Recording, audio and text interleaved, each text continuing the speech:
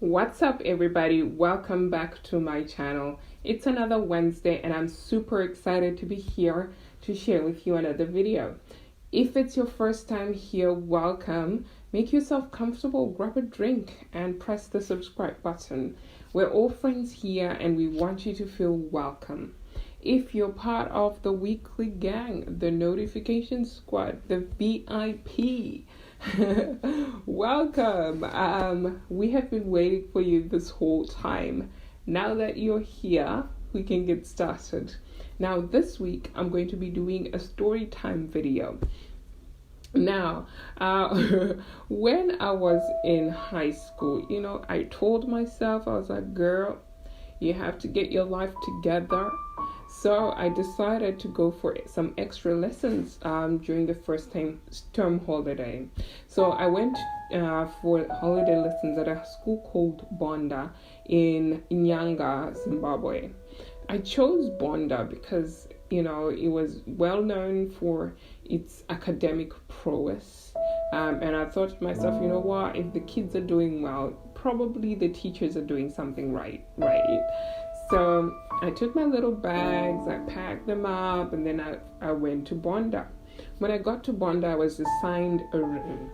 And in the room that I was staying in, there was a girl from Nagel House who was studying, arts. For the life of me, I cannot seem to remember what her name was, but she was one of those people where, if you get to, the moment you meet her, it feels like you've known her your whole life, like you've been best friends forever. Like she was just she was very welcoming. And so, I got, to be friends with her. We were talking and hanging out.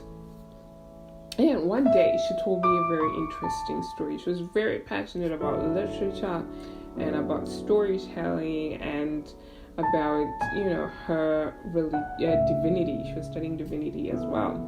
And, she was such an awesome storyteller. When she told me this story, I'd never heard of it before, but the way she presented it was just so amazing. I am 100% sure that I will not be able to do it justice here.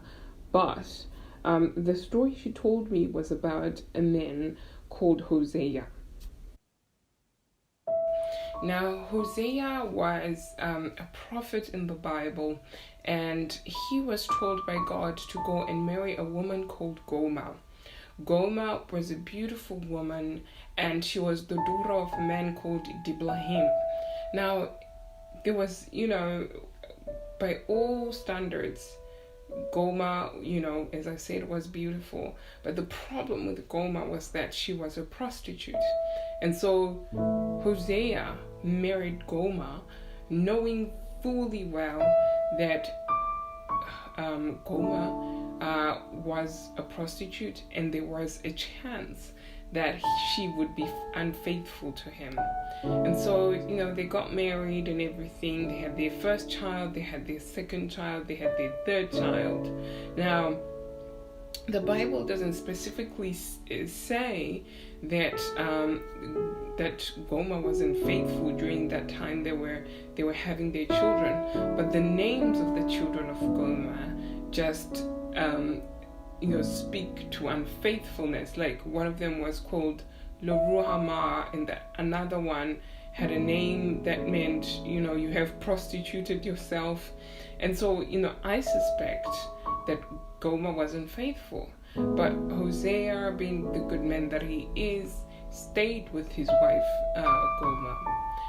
One day, though, Gomer decided that, she'd had enough of the marriage and she was going to go and look for greener pastures. After all, she had taken care of herself before she married Hosea. What could stop her from continuing with her work and doing what she used to do before and taking care of herself and affording everything that money could buy? And so Gomer went ahead and got together with another man and left Hosea. Of course, Hosea was heartbroken by this, but there was nothing that he could really do because Gomer had made her decision. As time went on, Gomer got into big trouble. She was about to be sold off, auctioned off as a slave. The man that she was now with didn't care much for her, and he didn't really love her, and so he had his fun. He was tired of her and was now auctioning her off basically. And so Hosea heard about this and thought, you know what, I'm going to do everything that I can to save Gomer.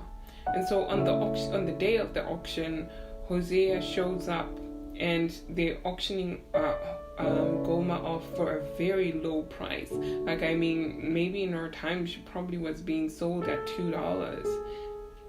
And Hosea, instead of buying her off for $2, he went and collected all his money and he paid for Gomer. He paid for Gomer with everything that he had. Instead of just paying $2, the man went and I think carried everything that was in his bank account and some and paid for Gomer. And so that is where the story of Hosea and Gomer ends. But it was only years later that I fully understood and comprehended what my friend was trying to tell me, and what God was trying to teach us with the story of Hosea and of Gomer.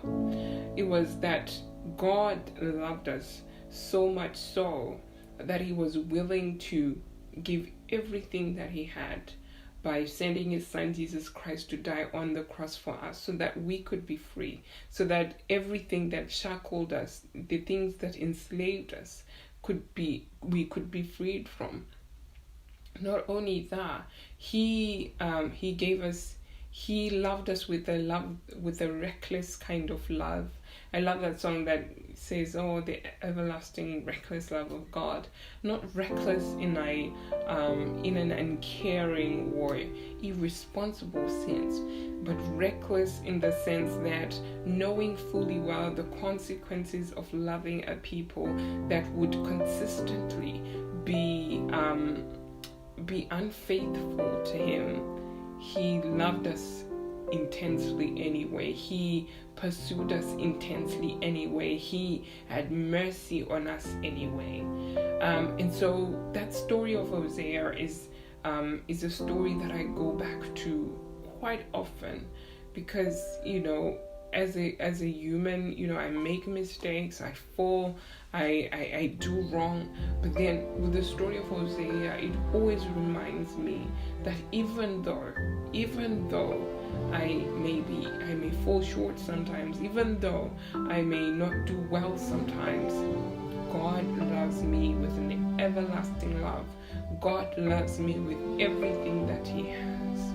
And so that is the story I wanted to share with you today, and hopefully you found some meaning in the story. And let me know in the comment section below if you'd like me to make more videos like this. Give this video a thumbs up if you liked it. And every time we meet, I'm always very happy. Thank you so much for hanging out with me on Wednesdays. I really appreciate that. Tell a friend to tell a friend to tell a friend to tell a friend. The more the merrier. And hope you have a safe week, and until next time, see ya.